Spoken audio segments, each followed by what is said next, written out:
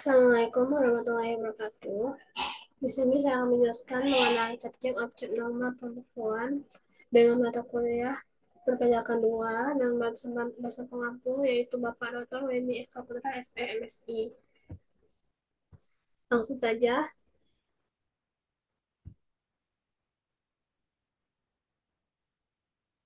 subjek PPh Badan, subjek PPh Badan merupakan badan usaha yang diberikan kewajiban untuk membayar pajak dalam periode bulan atau tahun yang disetorkan negara. Subjek badan dan undang-undang penuntut umum dan secara pembacakan undang-undang OP yang termasuk badan itu satu perseroan terbatas atau PT dan dua perseroan lainnya.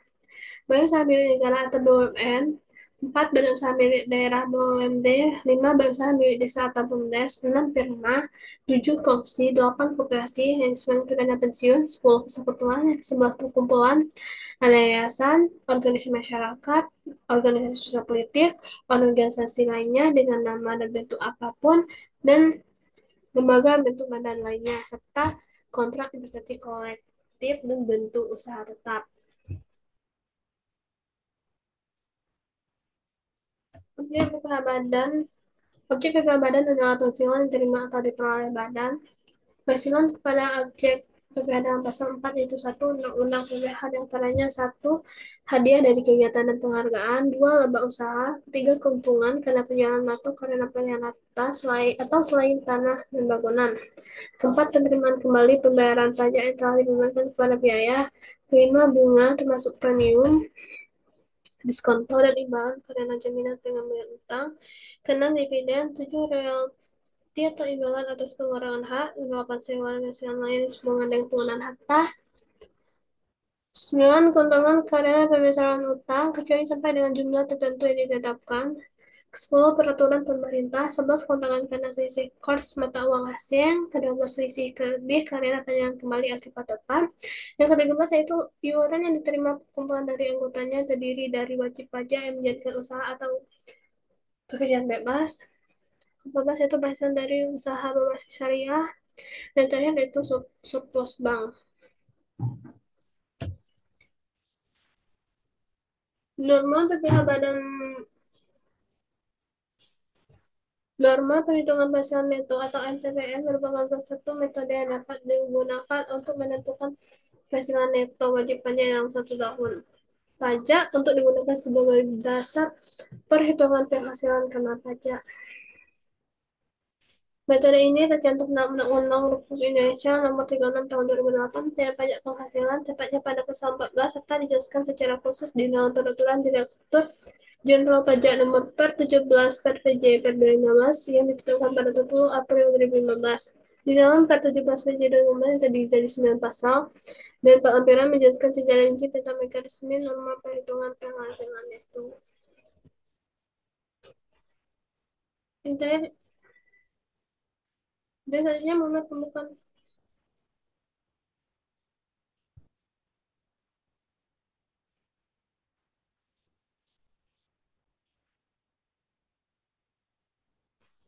ini berlaku untuk wajib pajak pribadi dan wajib pajak badan. Ketentuan pembukuan diatur dalam pasal 28 Undang-Undang KUHP berdasarkan dokumen dari Kementerian Keuangan.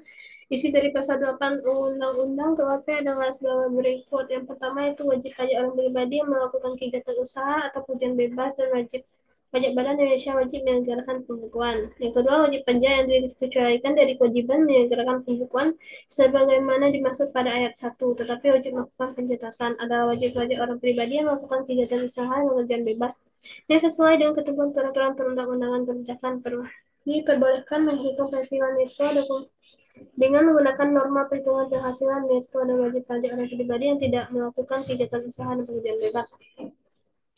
Yang ketiga itu pembukuan atau persentan tersebut harus dilaksanakan dengan perhitungan itikat baik dan mencerminkan keadaan atau kegiatan usaha yang sebenarnya. Dan yang keempat itu pembukuan atau pencatatan harus dilaksanakan di Indonesia dengan menggunakan huruf Latin, angka Arab, satuan mata uang rupiah, dan disusun dengan bahasa Indonesia atau dalam bahasa asing yang disediakan oleh Menteri Keuangan. Dan yang kelima yaitu pembukuan disarankan dengan prinsip taat asas dan dengan style akurat atau style self cast. Dan terakhir yaitu mengenai Tarif badan. Tarif Badan Peraturan Pemerintah PPN Nomor 30 Tahun 2020 tentang penerapan tarif pajak penghasilan bagi wajib pajak dan negeri yang berbentuk peran terbatas. Tarif PPh Badan diterbitkan tabel ini dikeluarkan untuk melaksanakan Pasal 5 Ayat 3 Undang-Undang Nomor 2 per 2020 tentang penetapan peraturan pemerintah pengganti undang-undang atau Perpu Nomor 1/20 tentang selama ini tarif PPh Badan normal adalah 5% dari penghasilan kena pajak. Melalui BEP baru ini, tarif pajak penghasilan badan turun secara tahap yaitu 20% berlaku pada 2020 dan 2021 dan 20% mulai berlaku pada 2022. Lebih rendah 3% untuk perusahaan terbuka atau TBK menjadi 19% pada 2020 dan 2000 dan 2021 dan 17% mulai pada 2023. Tapi penurunan tarif PPh Badan lebih rendah 3% bagi perusahaan TBK ini adalah syaratnya yaitu satu saham dikuasai setidaknya 300 pihak, kedua setiap pihak dalam perusahaan terbuka atau PT hanya diizinkan menguasai saham di bawah 5% dari keseluruhan saham yang diperdagangkan dan disetor penuh. Dan yang ketiga itu saham diperdagangkan dan disetor pada bursa efek wajib dipenuhi dalam kurun waktu paling sedikit 143 hari kalender selama jangka waktu 1 tahun pajak. Dan yang terakhir yaitu membuat laporan kepada pada Direktorat Jenderal Pajak. Baik, itu yang dapat saya sampaikan mengenai materi hari ini. Lebih dan kurangnya saya mohon maaf. Apabila itu hidayah. Assalamualaikum warahmatullahi wabarakatuh.